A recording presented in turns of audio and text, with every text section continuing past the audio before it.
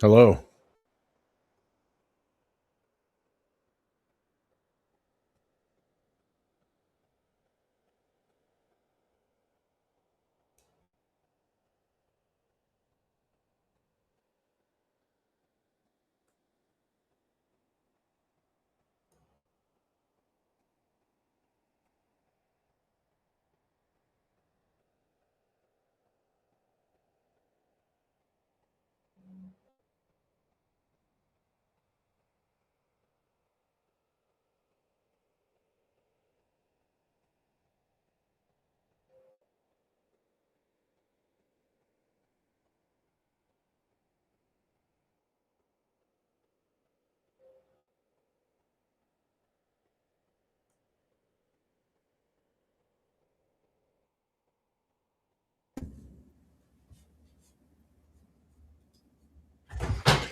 Good afternoon, Bitcoiners. Hope you're doing well. I'm loving my life. Who could complain on a day like today? Of all days, who could complain? But indeed, I felt it necessary with all the melting down of people's worldviews today. Some people calling it the darkest day in the history of Bitcoin.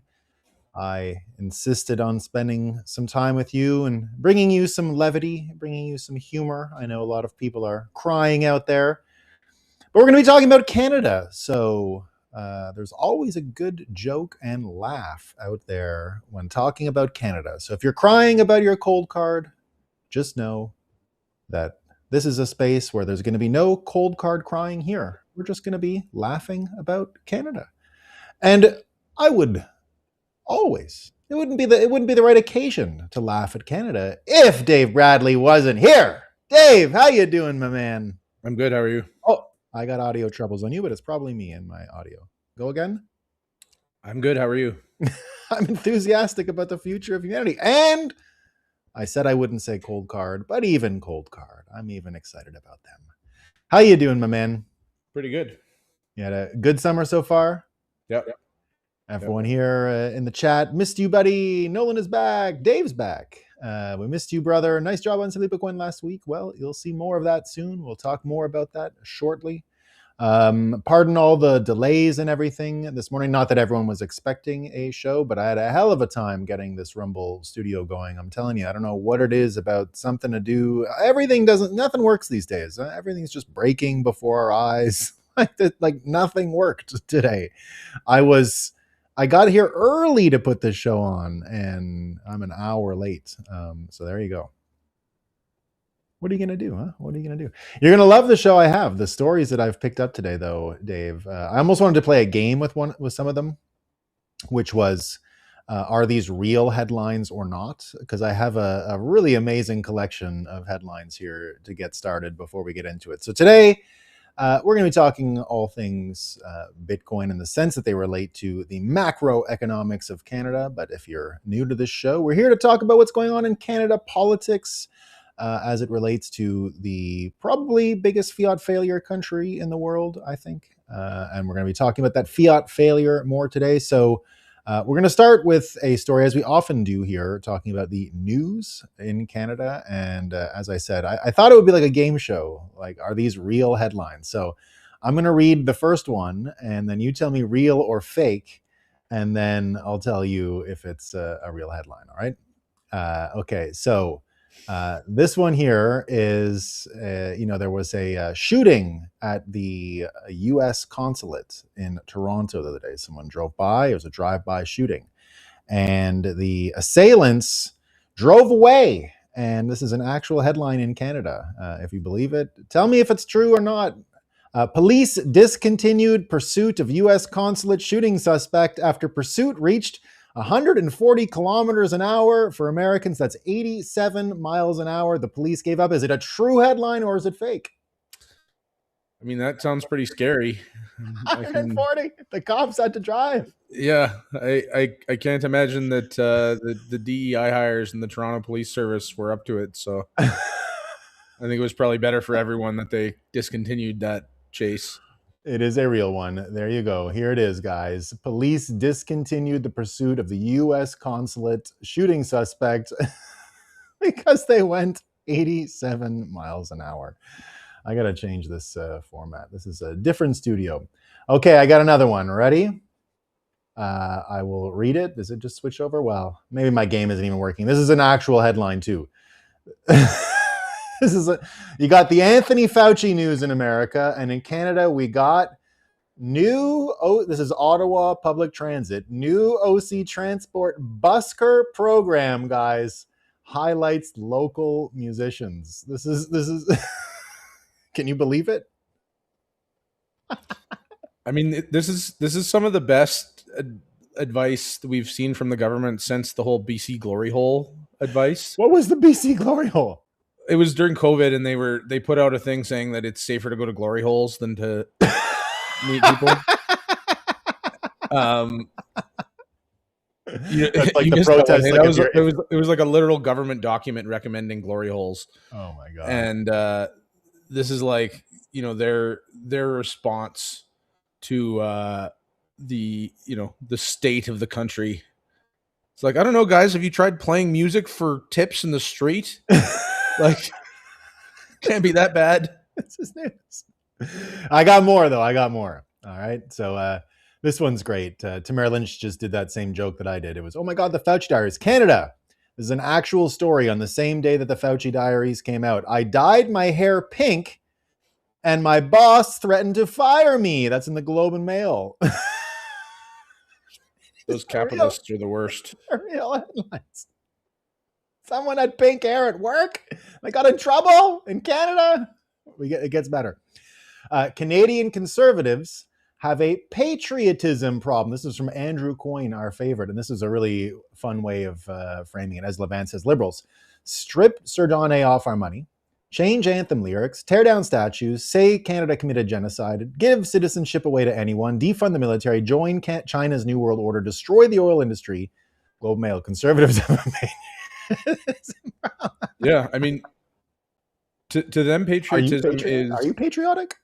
No, I'm not. I'm not a patriotic Canadian, and to them, the patriotism is the willingness to continue to fund their excess, and anybody who doesn't want to continue to subsidize, the Globe and Mail and their ilk is not patriotic.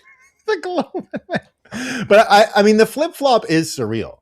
Because I can remember driving for a fishing weekend 2 summers ago, right? So now it was 2024. We're 2 years out of the truckers' protest, and I'm with a shit lib in the car, and an old friend of mine who I grew up with, and he's literally telling me that the flag is now a hate symbol and that you shouldn't display it.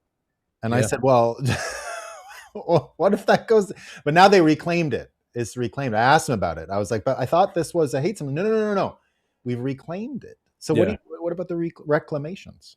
Yeah, there's an interesting thing that you see a lot with the left where they're required to be able to hold two opposing viewpoints in their brains at the same time. And so at the same time that they're, using their state-funded media to say that the Conservatives have a patriotism problem because, a large group of Conservatives don't feel the deal that currently exists in Canada is fair, and another large group of those want to leave as a result of that. And they're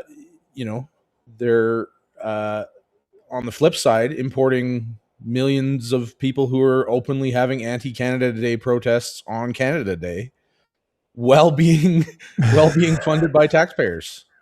So it's this it's bizarre. So I can tell you a fun anecdote. So already, Montreal is not big on Canada Day. I don't know if you know the story behind that, but the Parti Québécois back in the 70s, they canceled everyone's lease on July 1st so that every lease got triggered to be on Canada Day, right? So it's like a very subversive, everyone's moving on Canada Day, basically. But nevertheless, we do have a lot of federal land around here, especially, the Lachine Canal and the Old Port. This is all federal land. And so I took my kids that day to Canada Day in Montreal, not expecting much. The kids hated it, first of all, right? Lineups for a little piece of cake, and then they didn't even want the cake in the end because the lineup was so stupid. They walked away saying it sucked. Da da da da da. No, just because we're also American, we went down for the July 4th stuff, not to a city, like a small town, and just had some candies and went swimming in a river and, couldn't even stay awake for the fireworks. My kids were just the feeling of it, just the feeling of July 4th and the patriotism and the fun and the enjoyment. Just that alone was enough for them to be saying, though, like when we got home, Canada Day sucked. They didn't know it sucked until they actually saw what a real thing was. And like I said, just a town, like a village parade. And nothing special happened that's out of it wasn't a big 250. We didn't go down and watch UFC at the White House. I'm telling you, a little town, and it was head and shoulders above. Yeah, it's a completely different thing. There's a national identity there that just does not exist in Canada, and they're clinging to the ghost of one when they say things like conservatives have a patriotism problem, and the reality is that the country of Canada has a patriotism problem because it's not a good deal for most of the people in it. And you've seen those because these have gone, I guess with the Ella Langley stuff, the country music, and now people noticing the country music is very popular, even in Montreal, the line dancing. And I've seen this great account. I don't know if you ever follow him, Fortisax. It's like a tremendous heritage Canadian account on X. And, he laments that the country stuff has come because, Quebec had its own urban culture and all of these things. But when he doubled down on it, you saw that video of the repeat song, that French Canadian tradition of the guys singing in that singing hall in Quebec, and then other people have played those versions of the Irish, Scottish, English fiddle players and stuff, because all that Atlantic coast music, if they made it, they came to Montreal to play, because we did have country music, if you will. It was just our British, Scottish thing. So I saw those things go pretty viral last week. The French Canadian song, everyone talking about traditional cultures, the Canadian traditional culture. A lot of people going back now and having the conversation that we've had here before, but I have never really seen mainstreamed, which was that whole 67 flag project, everything about diluting of this national identity that really is the Montreal flag, right? The Scottish, Irish, English and French coalition that created the country, and seeing all of that kind of just erased, but also coming back. People are recognizing what Canada has lost finally, and then they're seeing the Canadian flag more and more as like a corporate logo versus like an actual national identity. Brookfield logo. Did you see what was the latest one on Brookfield? Oh, I think he's going to get sanctioned by Trump, right? I think Trump is looking to sanction Bernie Moreno, I guess, in Ohio. It's going to sanction Mark Carney. Wouldn't that be the greatest punishment? That'd be amazing. It'd be amazing. Yeah. I think they're going to do it. I think they're gonna. I look at what's going on, and I'll flip over to that right now. Because just looking at the I got to do one more news one just because it's funny, and then we'll flip over to the Canada-U.S. relations. But here, this is a newest development in Canada. The CBC, which often sacrifices facts or biased reporting, has been appointed by the Liberals as the fact checker to combat disinformation. And so there's a new job over at CBC. They're going to be the fact checkers. It's too good. It's too good. So indeed, going back to Canada-U.S. relations and why these sanctions, I think, might really be realistic. I mean, here you have Doug Ford on U.S. television talking about dismantling the United States. And I saw, of course, your premier in Alberta came ahead and said, like, what the fuck is this guy talking about? This is the most, it's never going to happen. You're insane, and we don't give a shit. But just watching this, this guy comes out and says dismantle. Then you get the BC premier who's saying that Trump's a wounded animal and he's cornered. He's doing so poorly. It's not going his way, he says. Trump's having trouble. So this BC premier and the premier of Ontario not really doing Canada any favors in the last week and a half. So are they advocating with this metaphor for piling on to the wounded animal? Like, what's the... Yeah. It's exactly. That's what I mean. We're going to dismantle the United States. Yeah, Canada is going to dismantle the United States, and he's a wounded animal. And fuck it, let's go fight him. I mean, if he's a wounded animal, you better be careful. You better be Like careful. that seems like a time when you're going to get your face bitten off. Oh no, but he went further. He had another thing where he goes, "It's because we're so nice. That's the problem. We're so nice. There's just Canadians are the nicest people," he says. And this has been something that's been going on for months now. The World Cup exposed it, and this is just something you never heard before: is pushback on the Canadian mythology of niceness. Doesn't look like it's the case anymore, and it looks like the world is up, and the jig is up for the rest of the world, and people are seeing it for what it is. Yeah. They really hijacked that. I don't know where that idea that Canadians are nice came from. Like I don't know if this popped up in American culture. I don't know if this is a deliberate construct of the powers that be.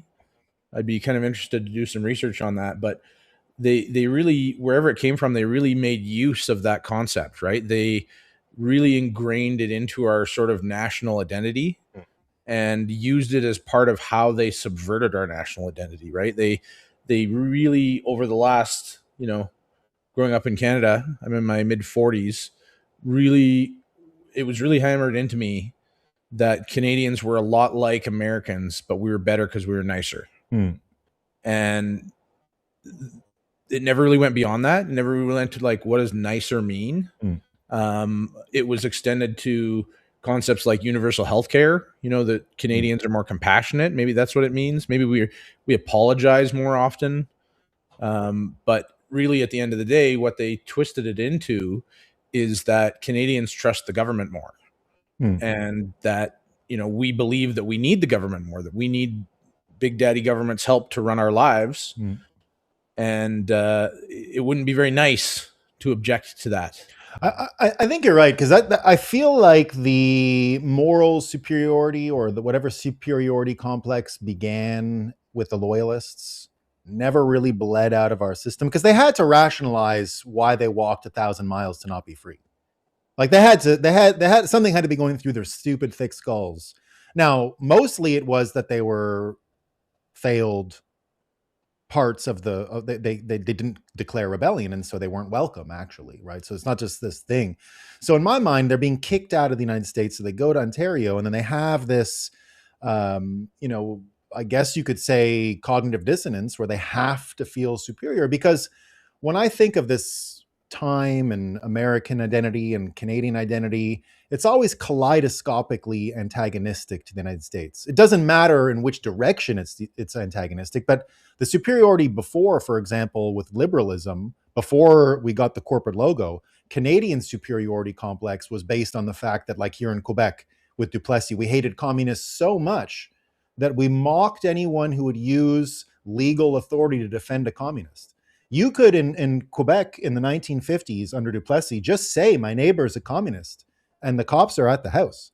And we would laugh at the dumb Americans who'd say, look at them, they're not even willing to use their state to suppress communism, which would take away their state. And that logic, it's sort of like they preternaturally understood the Nixon limit to free speech, for example. Nixon was a free speech maniac, of course, but anytime he promoted communism, any system that would take away Americanism was verboten under Nixon. And so, I mean, you could talk about it, but he would attack you personally. And so Canada didn't have that problem. Duplessis laughed at stupid Americans who'd be like, oh, look at them. First Amendment rights for Jehovah Witnesses. What the fuck would they think of next? And then what's next? Communists? So when I think of it, I just think of this superiority complex as being moored in anti-Americanism from the beginning. That's what makes it inconsistent. It doesn't matter what Canadians are, as long as they're the opposite of the United States. And Americans are frank and forthright in the New York vibe, right? So I think the New York archetype of America, the Donald Trump thing, which is offensive to Americans for the most part. Like, Donald Trump does his page 6 stuff all the time, and it still shocks Americans. They're still like, how could anyone tweet that, right? But it's just New York stuff. He's a New Yorker. Yeah. So I think that the New York identity just sort of Canadians just use that to pretend that's what all Americans were like, and then developed some identity that was like, you're not from Queens, therefore you're nice, Yeah, absolutely. And I think, if you were to go back to any point in the last like 30 years and ask an average Canadian to define Canada or define Canadians, almost all of them would have mentioned the United States in their definition. Mm-hmm. So there isn't a whole lot to Mm-hmm. Canada that isn't just, well, we're a lot like the United States, but different in some ways that we're not particularly sure, but we know they make us better. Yeah. And that I think is what they're still harnessing. That's what got Carney elected, was this like, that's one of the only vestiges of uh, you know of patriotism left that I have, is the desire not to be American. Mm-hmm. Mm-hmm. Yeah, it's well, that's one thing, but I don't think you want to dismantle the United States, and No. it looks like the dismantling, it's not working so great. The tariffs are back, of course. The tariff war is back. Um, Trump targeting dairy now, something no Canadian politician was ever willing to do, or except, of course, Maxime Bernier. So targeting dairy now after all of this stuff. And now here, these are a few stories just where you see exactly what kind of trouble Carney is getting himself in and how things are. So the U.S. relation thing, not going great. Tariffs are back. Looks like they got trouble. Now let's look at how Carney's actually doing. And the last time we spoke, I think we talked about how we finally saw the momentum swing against Carney, and that we were finally in a world where it looked like he wasn't getting a free pass anymore. And here's another one of these examples where he's getting into trouble that he wouldn't have found before. And this one is one of the craziest ones ever. So, for all Americans who are watching, this picture you see here is the Toronto Island Airport. All right. So this is right in the city, and you can't see it in the picture, but there is a kind of village attached to this. And there's no cars allowed. The village is all, they travel back and forth from the city on a little boat, a little ferry boat, and it's filled with these little beautiful cottages. And they have all these little pathways between them. There's no roads, like I said, it's just sidewalks. There's probably about 100 houses on this island. And they're all for, you can't own them. You can get a 99-year lease, which is distributed through a lottery.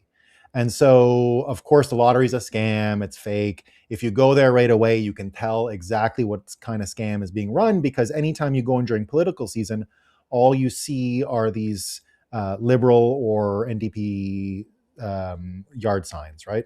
Totally 100% captured votes, about 100 families.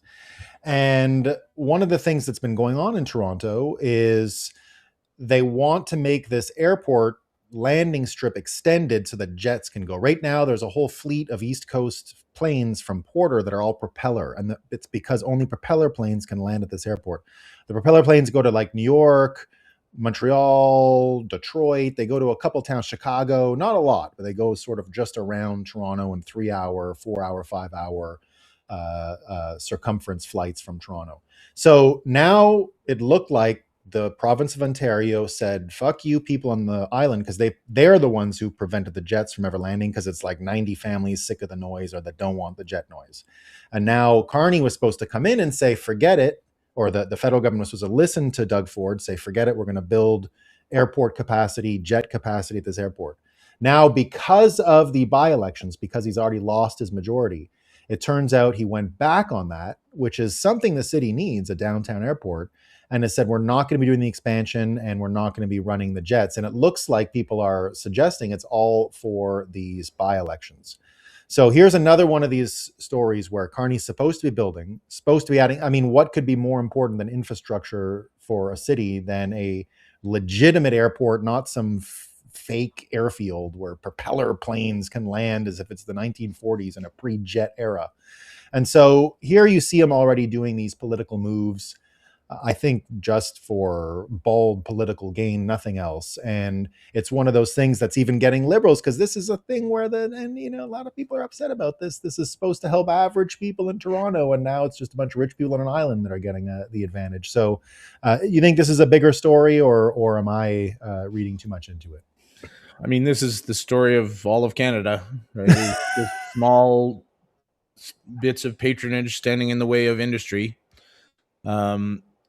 It feels like Carney is trying to sort of like buy his way back into the good books of industry. He's almost walking Trudeau's climate change position back, Mm-hmm. saying it was very expensive. Mm-hmm. And I think he's trying to win enough of the uh, sort of the reasonable middle back over with promises that I'd be skeptical to take any promises from Carney in terms of what will actually get built, but we'll Would you? see. What, so he did have that meeting with the premier of Alberta. What was your report card on that? Do you have any insight for us on that whole thing? Um, like what I had read was just that he had called Trudeau's policies expensive, essentially, Mm-hmm. and I think there was something to do with the premier of BC. They were announcing, um, you know, some kind of LNG development. Mm-hmm. Um, but I think he's realizing, like, the model of socialism that the sort of liberal Trudeau Carneyites operate under is much more efficient than the straight Marxism, because they allow private industry to take and grow the resources before they steal them. Whereas the regular Marxism, they just take them right up front and they don't get to grow them, right? So, This is um, it's like they're not into they add the incubation to it, right? yeah, It's like they used to exactly. just take the And eggs and now they let and them hatch, let them grow. yeah, and it's a really careful balance that these kind of leftist politicians have to go through, because if you don't let the economy grow, there will be nothing left to steal. Hmm. And at a certain point, the grift grows too large for essentially the ingenuity of man to outgrow the grift, right? Like we've been really lucky over the last 100 years that we have lived through this time of unprecedented technological growth. And technology is supposed to be deflationary, right? And so everything, like, we're so much better at doing everything and making everything than we were 100 years ago. And the average unit of human time can be so much more productive comparatively. Hmm. And so the whole output of human society is massively up, but they just steal more and more and more. Well, that's where you And get this British system really becoming clearer. I think something that you said on the show, I don't know, 6 months ago, 7 months ago, but that I keep repeating and it resonates in my head a lot, especially when I'm talking about this London versus the American system and everything we hear from Luongo and the Hamiltonian and Henry Clay system. And when you said that this explanation requires no hallucination in order for it to make sense, you can just take the Iran war and plug in what's going on in London and all this stuff, and you can see the truth without having to fill in the blanks. That's kind of what I see with this Carney. Even this story here, where we see Canadian oil heading to Japan in a rare shipment across the Pacific. A tanker loaded with Canadian crude in Vancouver is on its way. So this should be so non-eventful, and this should just be a wave came in and a wave went out. Like this should not make the news that Canada is sending oil to Japan. I mean, they're neighbors. There's an ocean in the middle, but that's the cheapest form of transit in the world. That's all that's between them. And there should be a traffic jam of Japanese tankers waiting for the oil from Canada. And yet one comes, and I think this is this is it. This is that British system. How can we get to a point where we've got a central banker here celebrating one tanker of oil to a market of 120 million people that have no oil endemically to the islands? They need to import 100% of it all the time with a huge appetite. And this is what we get. So this is proof positive of a world where you don't need to hallucinate. This is what you get when you have no productivity. This is why things are expensive. Why are we paying? I saw Carney's getting shit on today for saying that Canada is some of the cheapest gas in the world. I think the equivalent in Canadian dollars right now per liter is like 98 cents a liter in the United States. In Canadian money, it's about 98 cents a liter versus Canada, which is still at a buck 50, a buck 60 a liter. And you just realize, like you said, we should have the cheapest oil in the world. There's no reason why we're paying double the Americans. We export to them. What are you talking about? yeah, Yep. We're right on the edge, and if Carney can't pull it back from the edge, Hmm. it's going to be the just economic collapse of Canada over the next few years here.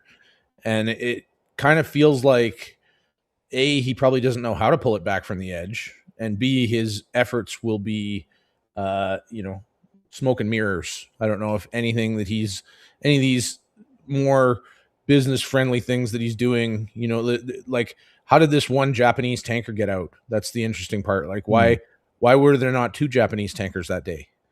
Like why not a lot more tankers? Uh, And well, why this one alone, right? what I think is funny about this too is it brings two big narratives in global economics into view right now, because as we're talking about this oil, the big story in macro and foreign exchange all week has been the yen carry trade finally drying up, and that was the story Friday. It progressed through the week. Everyone talking about this, the Japanese inflation up, yields up, everyone saying that the whole thing is over. Now, I have a million questions about it, because it's not like they can just, what are they going to do if they sell the US Treasuries? It's not that simple. But the story that most people didn't pick up on wasn't even the Japanese one. It's this, is that the actual, where is it? I had it over here. No, there it is. I meant for that to be there. That the Canadian dollar is actually the most shorted position, more than the Japanese yen. So the Japanese yen story being shorted was like the number one foreign exchange macro story at the top of the week. The Leopold stuff has broken that story out of the news by the end of the week with Citadel. But here you see it. I mean, this is that poverty waiting for Canada. This is Wall Street, hedge funds, the smart money, everyone betting that Canada is toast. So how much further can it be? When you say, Carney can pull it back, I don't think those cards are in his hands anymore. If the world of hedge funds decide to do this, what the fuck's Carney going to do? Yeah, his move might not even be about pulling it back from the brink right now. His move may be more about appearing to be business friendly and business savvy to enough Canadians to maintain power long enough to complete the looting Hmm. that is ongoing, right? Like we're starting to see um, these sort of like independent scam hunting journalists popping up everywhere. I'm betting that we're going to find more than a few Leering versions of centers? those Somali daycares Some leering across centers? Canada. We did a lot of leering. Yeah. We've been doing leering. So I yeah, that might be it. He might just be trying to stay in power long enough to loot what's left. And a lot of people are picking up on the forced fight between the United States now. That's becoming a lot more accepted, especially because this story, and I think this whole story around the bridge, and really is the next chapter in this story of Carney not really able to manipulate the media and to hold on the way he had hoped, or was successful at doing before, because they're doing their best, right? Here's the example that the Globe and Mail today writing, Mark Carney, they call it rhetorical fog. Over the court is rhetorical fog. It's a foggy day, everyone. But indeed, his bridge story is just not really going over well, and no one's buying it. And worst of all, and this is where I think it's really bad, it's not so much that the media is covering it, it's the other side of the trick is not working. More and more Canadians are now actually visiting the United States. And because again, it's so insane when you say, like, when I went to, I go to the States all the time. I meet Canadians and they'll say, how did it go at the border? And I was like, what do you mean? How did it go at the border? It was completely, the Canadian border was harder. They're the ones who don't fuck off. What kind of dairy? Because now they're all into imposing the trade rules. So they look at your dairy and stuff when you come back from the United States. And I'm like, well, but America doesn't do that. It's not like their individual cars going, did you bring milk from Canada to the United States? So people are still traveling. So it's not working. So this is what I mean. Like, his media thing is failing, but the people aren't really following it anymore either. Yeah, I mean, the big question I think is like how strong is that base I don't really know whether like boomer women in Toronto are starting to lose their faith. Mm. Um, there was a pretty interesting set of stats the other day. I was on Efrat's show Yeah, at the people are conference talking in about that. I Calgary. got a big. I saw it. I got a big Yeah, it got viewership. it got really interestingly. It got really big on Facebook, Mm. which you wouldn't expect, and it got. I think last I saw was like 60 or so thousand impressions, and it was. She showed me the demographics, and it was 87% over 45, and about 95% Canadians, and so it was all boomers from Canada, and the comments on that video were like overwhelmingly supportive of Alberta Excellent, independence, which is excellent. Yeah. interesting. Mm. There's still an echo chamber in play there, but like I really wonder, like it doesn't seem like you're seeing the left butt their nose into as many political arguments anymore, Mm-hmm. because anytime they show up in a comment section for anything, they just get buried. Mm. And maybe they're all over on Blue Sky, just having a great time. But Facebook, Instagram, Twitter all seem to be slanting back towards the case for reality. And That's why I loved those memes of the Jets coming in as Americans in the comments whenever someone brings up Alberta separation and they're there. I love that one. but So, with Carney's, you're right. We don't know what the let's say demographics who support are. We're trying to figure it out. But again, his own body language remains just atrocious, and his own instincts as a politician are just rock bottom terrible. And here's just another one of these examples. Now, I'm not a mind reader. All right. I can't read anyone's mind. But if you've seen this video, it's making the rounds today where Mark Carney's being compared to Ali G, or whatever the Ali G character was again, Borat, I guess. And the dictator. Thank you. Yeah.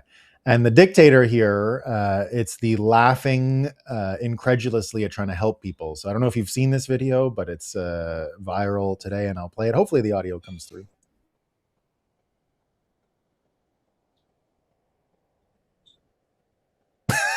you can't even keep a straight face.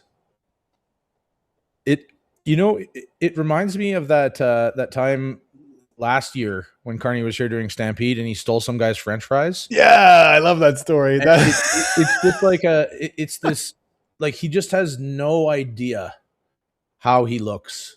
None. And more people, every time he laughs at people like that, like he's laughing at the country, he's laughing at his own voters, he's laughing at the people that he tricked, he's laughing at them openly in public. And that part will resonate with some of those people. Every time he does something like that, every time he laughs at his base, at his voters, at the people that he's subjugated against their will, the like 70% of Canadians that didn't vote for him. And 70% of Canadian voters that didn't vote for him, let alone non-voters. And I don't know, it seems like his days have got to be numbered. Like he's not a competent person. His evil is openly on display, and I don't know how far he can string it along. But again, where does the energy go? I mean, the thing that made politics in Canada a little bit straightforward after the truckers was the hatred for Trudeau. And the hatred for Trudeau gave enough of a, like, you couldn't defend him anymore. Even the people who liked him couldn't go into like you were saying, they couldn't go into the comments. They couldn't go in a coffee shop and say, "Oh, Trudeau's great." Like, that just didn't fly anymore, right? It was, freak people out. So Carney got a little bit of that cover for a little while and all that stuff. But when I look at where it's headed, at least before, you still had the Conservatives. The way the system supported Carney and brought him in, the way the Canadian Cathedral, if you want to bring in some Curtis Yarvin here to bring that institutional type oppression in Canada into clear view, they moved the whole cathedral for it to happen. And the energy that people had, it showed that Pierre Poliver couldn't really handle all that energy, and he couldn't really mold it. He couldn't really direct it anywhere. So my worry, I don't know about worry, but when I look at what's going on in Canada, I think people don't know how to protest against Carney and the Liberals. It's like Canada is so cucked and so beaten and such a failure. There is literally no. It's like with Bitcoin and the hack today. People are like, "What do I do with my money?" You know what I mean? Like, it's the same thing. Where do you put your energy? It, I don't see the answer to that. Quebec, it's obvious. The separation thing is going great. We're having fun. Alberta, it's going great. You're having fun. Very bullish on the referendum. I don't care about any of these people who are down. It's a referendum on a referendum. So what? That's how it works in Canada. We did that in Quebec. It gives you all the leverage you need. You can get all kinds of stuff out of the deal for that. So I don't worry about that. It's a referendum. It's a real referendum. October 19th. I'm going to try and be there. I want to see the referendum live and in person, and to have the whole feeling. If it works out, it's going to be one of the greatest nights in the history of Alberta, and I want to be there for that. But again, where nationally do people put their energy? I just saw the Ontario Separatist Party. The guy running it was a big gay and had to he had to step down because he's too gay and is sucking dicks everywhere or something. So I mean, it was never real anyway. It's kind of funny that happened to the Ontario. Yeah. For you guys who don't know, that's what they had, like a few board of directors, people for the fake Ontario Separatist Party, who I love. I love those guys, but it turned out one of them was a little bit gay, and which is, you could be gay. I don't know what his big problem was, but he stepped down for being too gay. Yeah, it's I don't know where that energy would go if you were, they're trying to cling to the vestiges of our Canadian identity, and really the last thing they have left is like Orange Man bad, right? So that's really been doubled down in the past 2 or 3 weeks, though. I haven't yeah, that as his grip over Americana and the American identity has consolidated this summer. It's something I predicted would happen with the 250th and all the things we saw over the summer, and just getting out of the quagmire, setting himself up for the spring and autumn and all, or the autumn and the winter. I predicted he would go way more domestic, and that's what we're seeing, and it's paying dividends right away. He's getting, he's consolidated his base in to the extent that he's more popular now than he ever has been, is what I'm concluding. He's actually getting more powerful, and so weirdly, the Canadians are reacting even more crazy to this. I mean, listening to Doug Ford, how does Doug Ford survive something like that? This becomes like I've always treated US takeover of Canada as serious. Like, I don't totally joke about it, but there's a part of it that was like, a few things have to happen for it to be that way. It's kind of like a Cinderella story type of thing. When I see Doug Ford saying we can dismantle the United States, I think he's going to do it. You can't let this go on. You just can't. Yeah, I mean, it seems like Ontario is really the center of that anti-Americanism, because that's the part of Canada that really has nothing to cling to. Yeah. Right. Yeah. There's nothing to offer. Yeah, exactly. The United States anyway. Yeah, exactly. There's nothing really there. They're really just the vestiges of the bureaucracy and what's left of our auto industry, and a whole bunch of fentanyl money condos. So it it doesn't really have a reason to exist. And as part of part of a partnership with other provinces, which is what Canada should have been, I don't know why anyone would want to be partners with Ontario. No. And especially when they're going out negotiating for Alberta. Like, where does he have the... Yeah, where, where does he get off talking about Alberta leveraging everything it has to save Ontario's... What do they make? 100,000 cars? What do they make? It's like, not a lot. Yeah, it's like you're having a buddy that you can't bring out, because if he goes to the bar, he's going to try and start a fight. You know what I mean? It's like, oh no, just don't invite that guy. Like, I don't like that guy. Yeah, that's exactly what it is. It's a tremendous analogy. I love that. Yeah, that's I like that, because as a Quebecer, when I first moved to Ontario, that was part of my culture shock. I couldn't believe the number of bar fights, and people trying to get me in them. I was like, what did I do? You know what I mean? It was like that didn't exist in Quebec growing up. I didn't. There was no like people attacking me because I was talking with a girl at a bar. That never happened in Quebec in my whole life. In Ontario, I'd be walking home from my apartment from my college, and people would stop the fucking car to try and fight you. They're just looking for fights, and I was like, "Look at this." I had to make friends with the lacrosse team for protection. Like I hung out with the lacrosse team because they like to fight. That was like their hobby. They couldn't wait. Yeah, that's pretty much the state of things, and like you can see that in Danielle Smith's response, right? She's What are you like talking about? Like, yeah, get away what from me. what have you been thinking about her performance, though? I am very curious about this. Oh, I mean, she has been pretty soft Mm. lately. You know, the whole we've had these immigration protests where we have all these Yeah, uh what's up with her saying she wants more? Like, I get, like, look, Alberta does need a certain amount of high skilled workers. It needs the flexibility to yeah, compete. I think they need the flexibility to compete, but they don't need numbers for Tim Hortons.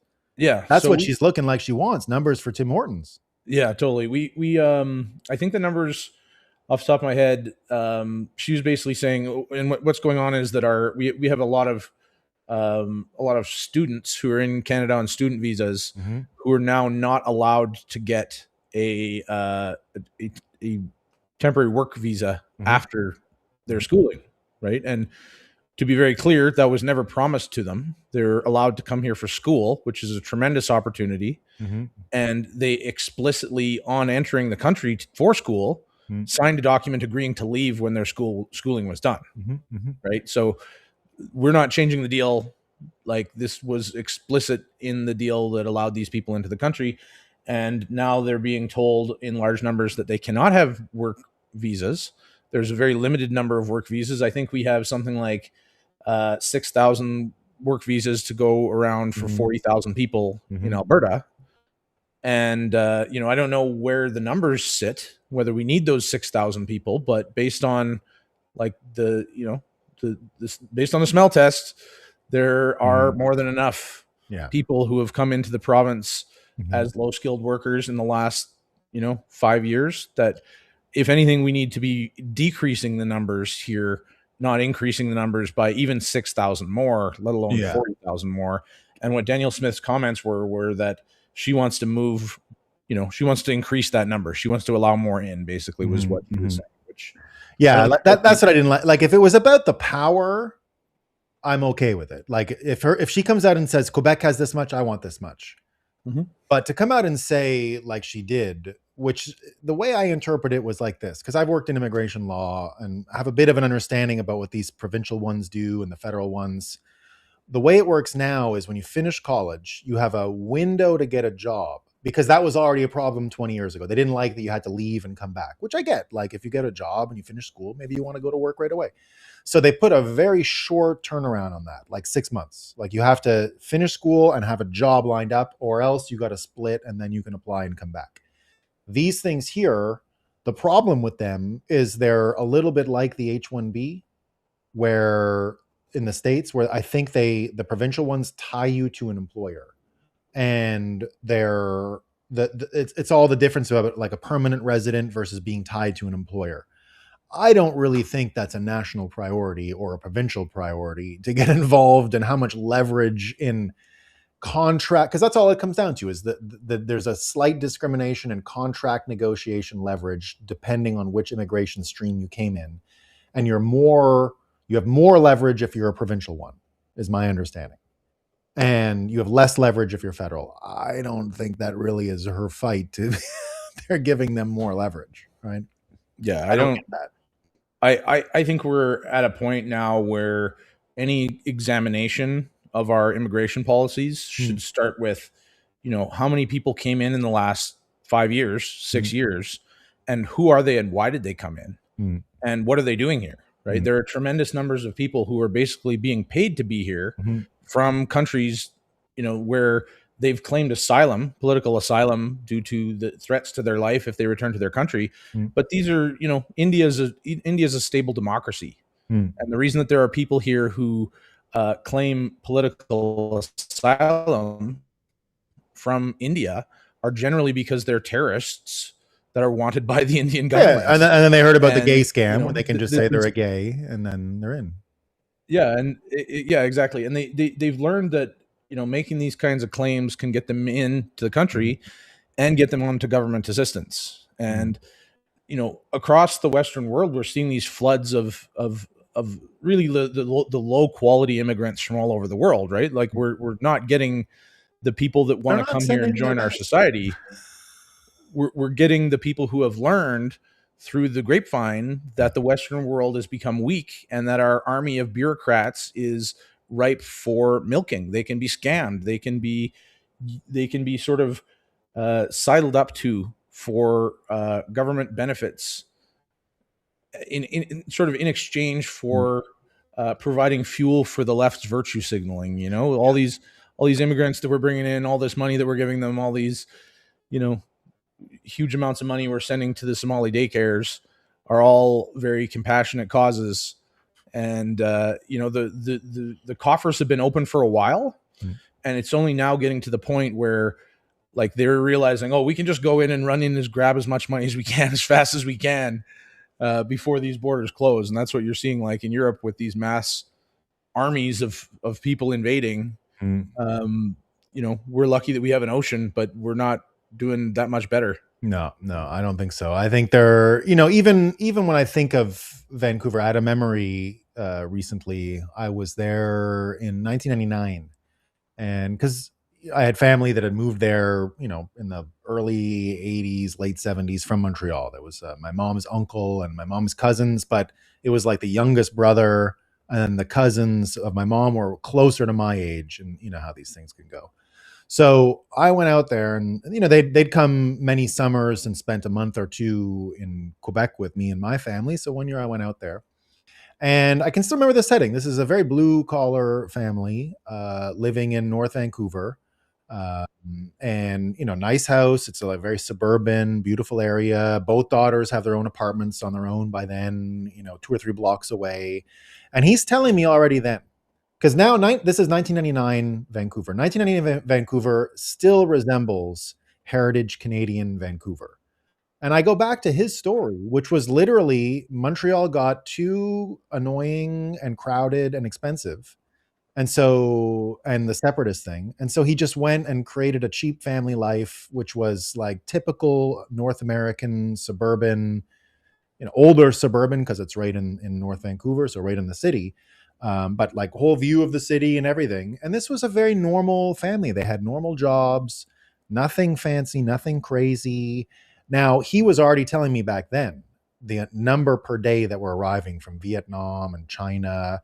And he did the math and he said, this is not Vancouver. He said, I think we got about 5 years left. And this is by no means a conservative, like you would never, this is not a conservative kind of guy, right? This is just a typical Canadian complaining that heritage Canadians would be completely washed out and flooded in 5 years. And that was 25 years ago, 27 years ago. So here we are. And I don't think you can even trace the demographics of Vancouver back to the original country, nor the cost of living, nor the experience, nor the lifestyle. None of it any longer resembles anything like, think about what a pressure valve that was for the East. Just go live even cheaper. Just go, take a mulligan, start over out west. Just start over. There's nothing like that going on. Yeah. Nothing like that. Yeah. And all of our cities are so distorted by, the not just the flow of people and the people who don't want to join our society, but the flow of money has really distorted our cities also, right? And those insane property values that you see in Toronto and Vancouver are 100% caused by foreign money laundering.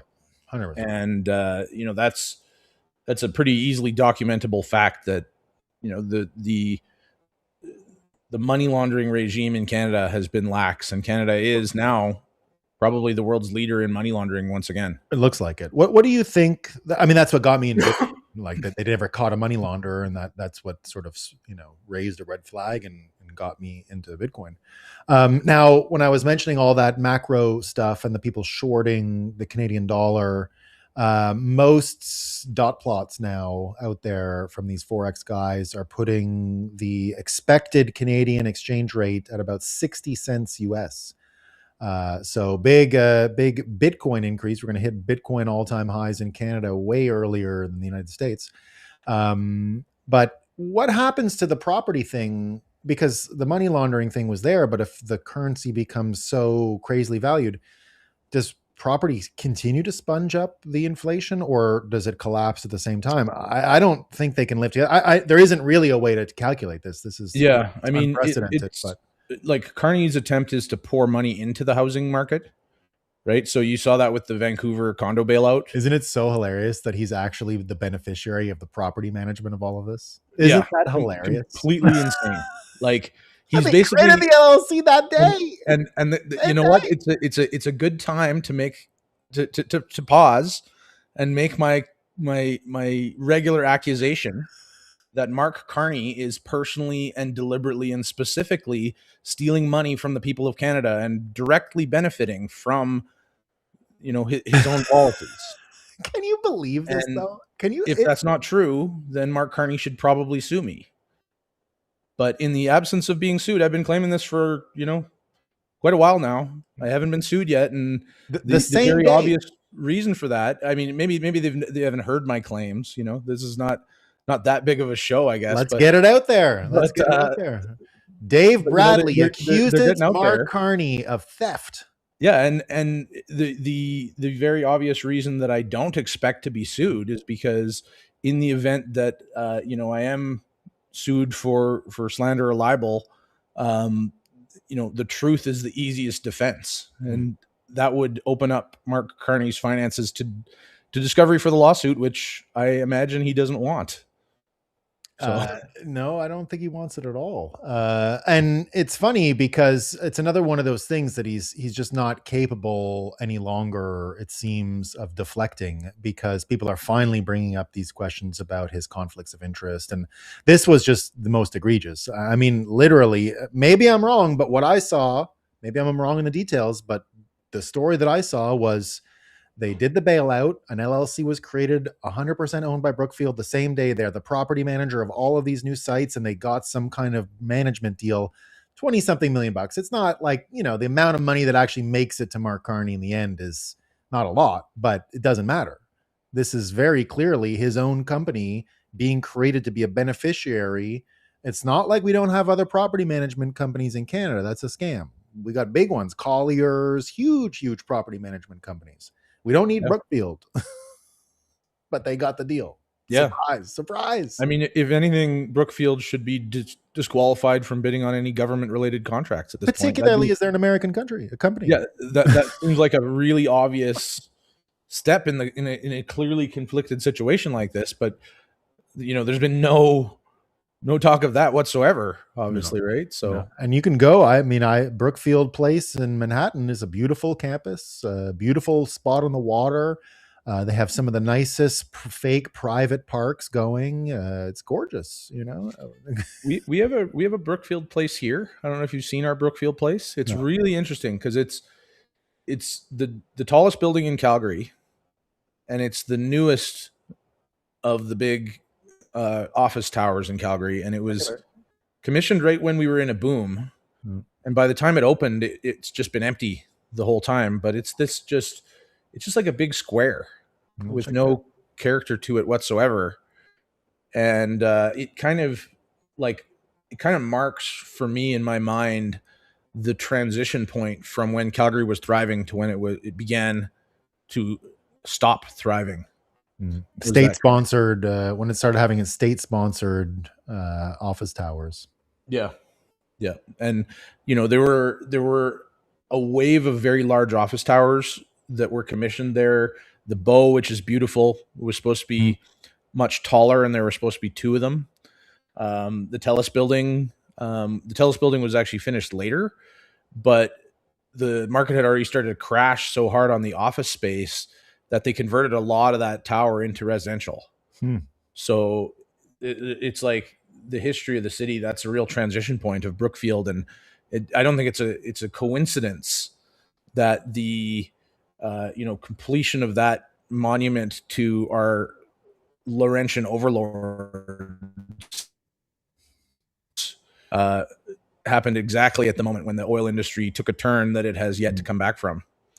That's the London system right there, man. What use could Calgary possibly have for small dick skyscrapers?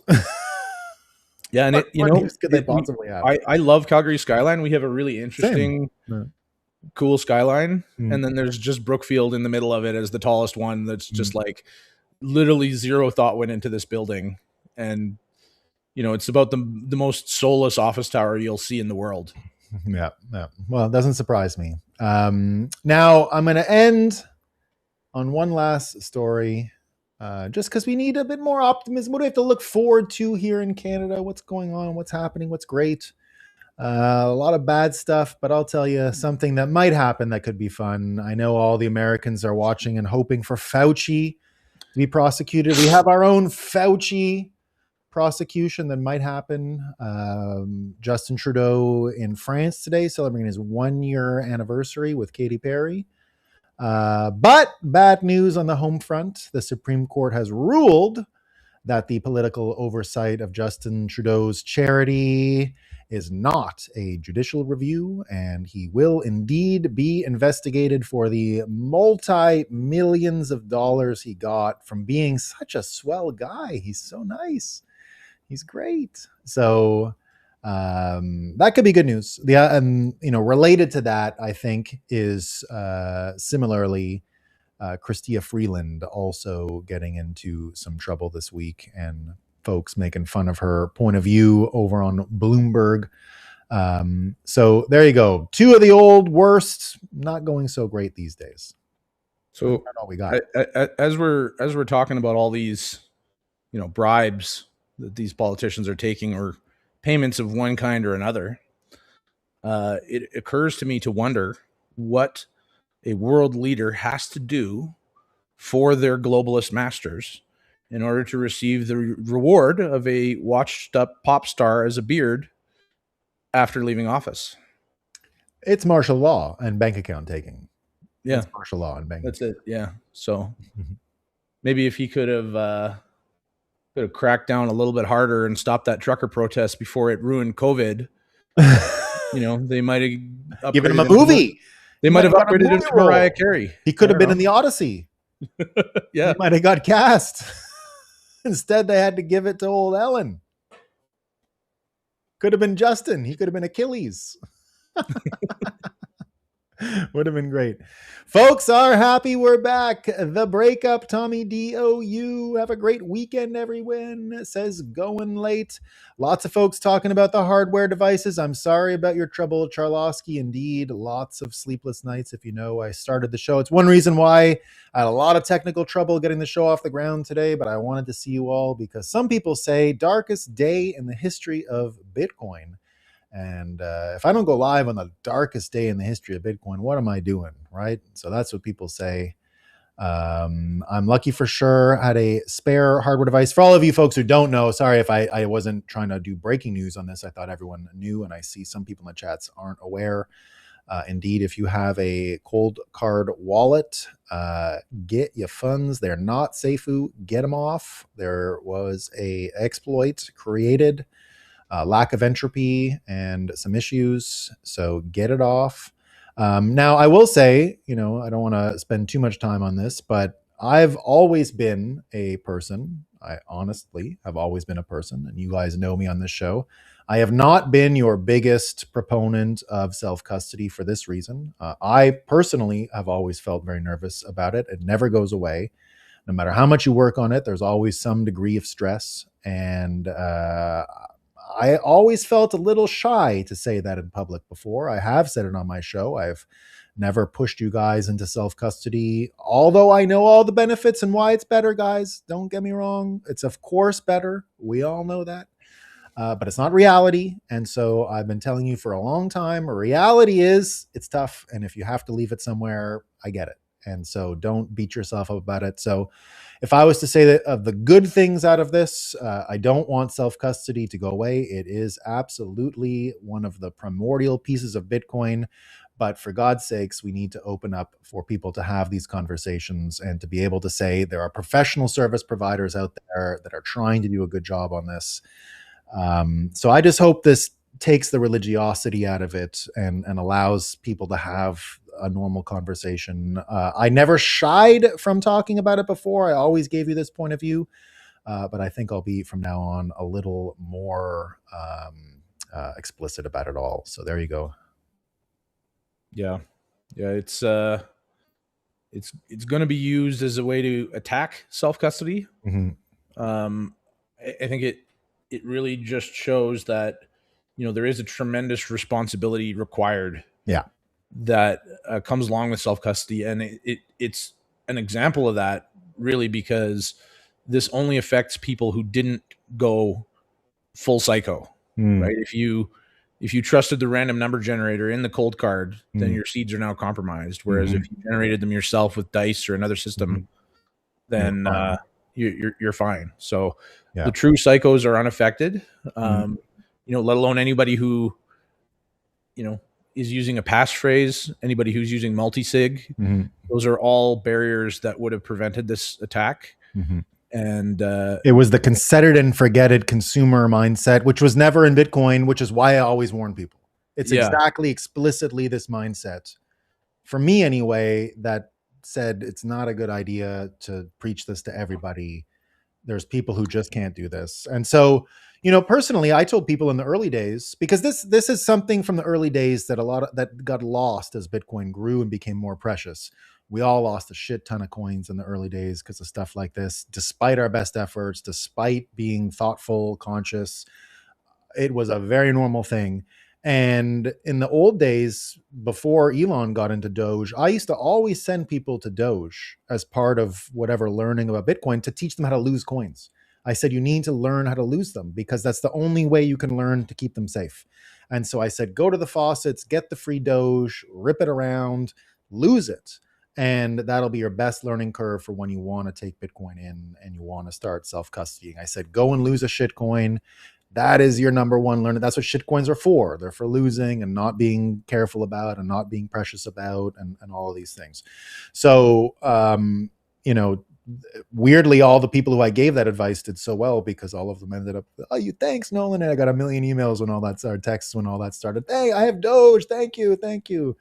I'm not saying you're going to get a lucky break this time like you did last time when I gave this lesson, but indeed, there's other solutions. We're not in the 2014, 2015 world anymore. And it's obviously the better way, but it is not simple and it is a tremendous responsibility. And if you can't take it, be honest, it's not a failing. It's okay. It's okay. Yeah. And there are sort of combined responsibility models with different entities holding different keys, and a model where you combine multiple hardware vendors and maybe a third party combined with a passphrase and rolling your own seeds would be seemingly the safest self-custody option that you have right now, And if you do that on a cold card, you're fine. The cold card is still going to be a good technology, I think. I hope NVK is able to manage this from a communications point of view. This kind of stuff happens. It's tragic. It's sad. We'll see what happens from it. But the one benefit is I think you're going to start hearing more people be open and honest about all of the solutions out there. And I guess the other thing that bothers me is that a lot of the people who told you on the podcast to do the self-custody, I know what's really going on and they're all on fucking CASA and things like that. All right. That's what's really going on. Okay, guys, that happens all the time. And it used to be I would let them smile and say, oh yeah, I got to make money. I'm not going to do that anymore. I'm done with this shit. People are going to be called out from now on for this stuff because like I said, this was not a thing you could brag about before. Like, I don't want everyone self-custodying their Bitcoin. That you were treated like an asshole, and I won't do it anymore. That's my message for the weekend. So, you got any plans for this weekend, my man? Nothing out of the ordinary. Just hoping the smoke goes away. Well, you guys still smoke over there? Yeah, it was gone for a few days, and it's back now, pretty good today. Really? No, And that this is we got a nice day here. That ain't smoke. That's just humidity. We had fog rolling this morning from yeah, the other way. Came in like this. yeah. There's I started doing a little bit of research on the wildfires because they seem to be pretty obviously Scam demic. correlated. Yeah. Yeah, and yeah, there's some interesting stuff there. There's definitely there's definitely a lot of arson, and the arson never really seems to come to anything. There's some weird patterns about what order these fires light in. There's a fire lighting in a completely straight line across northern Ontario That's seems the one I strange to me. saw. Well, I watched that 100 times like you, Yeah, and I understand it's a huge geography, but sometimes when you're dealing with huge geography, you have to minimize it down to the scale that you understand. yeah, That is how some brush fires and campfires go, right? They go yeah, like once the heat threshold, because it was wind coming across the continent. Once it hits a certain moment, I get why they all happen at once, but it's still suspicious looking. yeah. It's Like not I can explain impossible, it. but it seems weird. Yeah. And we do know that there's arson out there, and one thing that we can't trust really any of the data sources because there's so many agendas at play. But what we can trust are the incentives of the people who are telling us that the fires are caused by climate change and that we should pay higher fuel taxes Mm. to prevent the smoke, right? And it's like the volcano insurance salesman who's saying, yeah, there's a volcano, real dangerous volcano coming, and of course they have an incentive to lie to us about this, right? So we know that. And what I don't know yet is whether it's malice or incompetence, Yeah.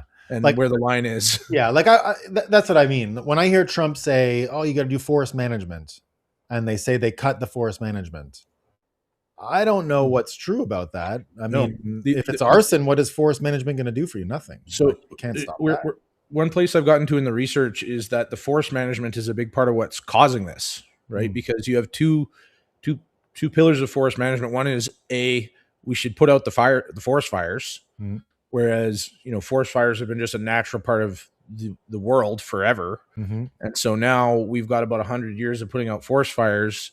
It leads to a lot more accumulation of dead brush mm. that Tinderbox. but when it burns, it becomes much harder to put out. Mhm. And then the other one is the forest management. They're actually prioritizing the timber, so they're spraying a lot of these recently logged areas With the with glyphosate and other chemicals that are designed to basically dry them. well, they're designed to kill all of Mm, the undergrowth, mhm. so that That's why we don't have that in Quebec. We don't do the glyphosate, right? yeah, exactly. So it kills all the undergrowth and allows the pine and the timber wood to grow Push. Yeah. really quickly. And a lot of the smaller trees that are sort of like the deciduous trees, like an aspen, Mhm. they're really a lot more fire resistant than these big pines. Mm. And so when you have just this Dry massive needles. forest of nothing but like dry Mm, pine trees, mm, it's just government mismanagement at that point, right? mhm, It's mhm, Cobra effect. It's the mhm. the the impact of government's decisions downstream that they can't see, like Yeah, every other thing that they do like in the world. one natural raspberry patch would probably end it all. Yeah, Like if it came up against a raspberry patch, yeah, probably can't jump it. Right? yeah, exactly. All really humid, full of moisture. Probably the end of the fire. But Yeah, they never got the raspberries. Now they don't not yeah. even there. It's all pine, pine, pine. So Yeah, I like don't everything know. else, Yeah, it's and I love how the I guess the other thing is that the airplanes, even though they're all made in Canada, they do a thing where I guess they don't really want them to come because there's some stupid incentive in Canada for the American, because they're complaining the Americans should have sent help, and then that's not really how it works. And obviously there's some other new scam in there where Canada gets to say to the Americans, "Why aren't you helping?" But meanwhile, they're just fucking yeah. making money off of it. What a fucking scam country it is. All right, my man. So we're going to be firing this show up again for the month of August, September. In the lead up to October 19th, everybody, I am trying to put a live event together to go out to Calgary with my friend Dave here. We're going to be hosting, hopefully, a little evening around the referendum on Alberta sovereignty. It doesn't sound like a Bitcoin conference, but it's gonna be. It's gonna be a Bitcoin event that day, and we're going to bring it to you live in about 2 months' time, 3 months' time, a little over 2 months' time, and I'm looking forward to it. So there you go. Yeah, should be good. Time. And I'll be giving you more updates. I'm not sure exactly what's going on, guys. That's one of the things that went on with this channel. I was getting it going today. There is going to be some news coming out this week about my show and stuff, so stay tuned. It might affect where you catch this show and what's going on, but all of that for another time. For now, just know we'll be back next week for another Friday afternoon Canada show. Morning show, probably not starting up on Monday. We'll see. But sooner rather than later, we're going to be back in the swing of things. Needed a bit of a summer break to start everything over, but now we are ready to go. Thanks for coming, Dave. Take it easy, my man. See ya. Peace. There's Dave Bradley, folks. I am about to sign off as well here for the weekend. I hope you have a good time, folks. Didn't get to everyone's comment. Let me go back here quickly. Good morning, Bitcoiners. We are back. Cold card firmware issue. Yeah, that was it. Indeed, everyone. Bernays sold us on it. We love Bernays. We got you know what I also found, guys? There is in the Rumble studio, because I'm not using the Restream studio right now. I'm using the Rumble studio. They do talk radio now. Alberta, USA, the place to be in Canada. Glad you're back. Indeed. We're back, guys. We're back. A road trip today. We'll have a listen tonight. Just left Weeks Island, headed to Houston. That sounds fun, Joseph Norwood. Saw Dave with Efrat. Nice job, too. Indeed. Missed you, buddy. There we go, everyone. I, too, remember. Welcome, CB Van. Glad you made it. So nice to see you all, guys. Thanks for your patience with my slight disappearance for the past few weeks. Just basically, I want to refresh the way I do the show, and I developed so many bad habits from doing it the Roxham way.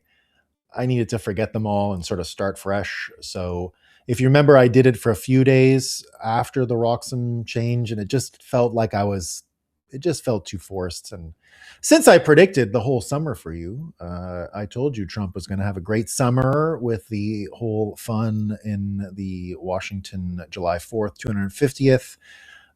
So all of that stuff came true, and it looks like the golden age stuff is coming up quick. You're going to see more of it. So there you go. And we'll be there to watch it together, everyone. So thanks a lot. Have a great weekend. See you next week. Probably not Monday, but see you next week. Peace. Miss y'all. Glad we're back. See ya.